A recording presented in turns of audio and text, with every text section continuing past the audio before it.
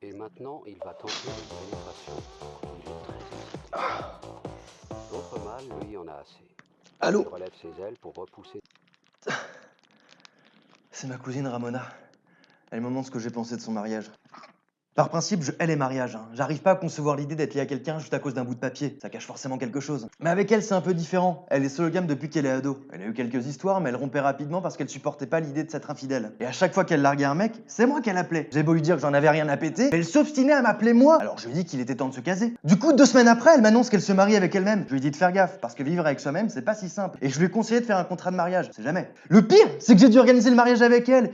Et quand elle a demandé de préparer son enterrement de vie de jeune fille, je lui ai trouvé un club échangiste sologame, fétichisme du sportwear. Ça me faisait marrer l'idée de lui rappeler sa première relation. Ensuite, je me suis tapé le salon du mariage avec elle. Et quand on nous demandait comment on s'était rencontrés, je répondais qu'on se connaissait depuis toujours, puisque son père est mon oncle. Bref, ça a été une vraie galère de choisir sa robe parce qu'elle voulait pas se voir avant la cérémonie de peur que ça lui porte malheur. Ensuite, elle s'est pris la tête parce qu'elle savait pas s'il fallait qu'elle prenne 1 ou 2 alliances. Et enfin, vu qu'elle avait plus de budget, elle a embauché Patrick Sébastien, la version espagnole de Patrick Sébastien en moins beauf. Pareil pour le plan de table, c'était un vrai casse-tête. Au final, les premières tables étaient pour la famille, ensuite celle des potes, et enfin, au fond, celle des ex. Par contre, c'était relou parce qu'on était toujours servi en dernier. Le grand jour arrive, Ramona est sublime dans sa robe, elle avance jusqu'à l'hôtel, le prêtre fait son discours, elle prononce ses vœux et promet de se chérir et s'aimer jusqu'à la mort. C'était un peu plus compliqué quand elle a dû embrasser la mariée. Le dîner se passe bien jusqu'au dessert, on nous apporte une magnifique pièce montée. Ma cousine commence à découper le gâteau quand soudain, une chaise se renverse. C'est tonton Guigui qui convulse et qui commence à vomir de l'huile de palme. Cet abruti, après s'être battu pour acheter 96 pots de Nutella, on a bouffé la moitié en 2 jours en se disant que c'était une super bonne affaire.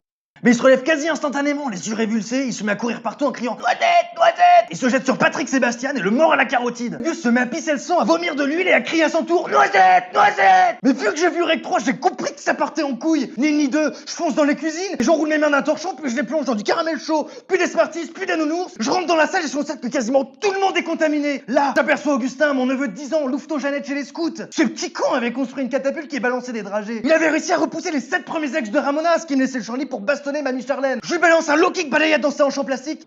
Ensuite, je pars sur tonton Boris et je lui envoie un coup de côte circulaire dans la mâchoire, son entier saute.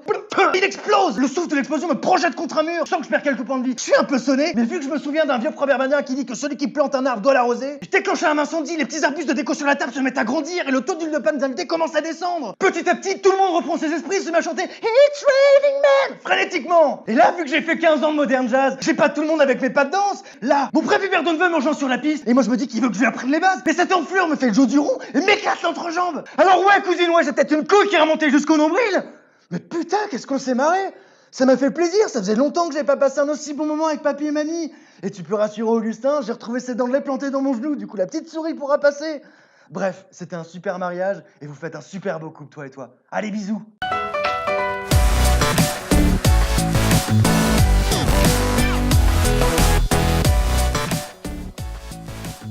Allô Augustin, tu peux peut-être pas parler, mais tu peux t'abonner, laisser un pouce bleu.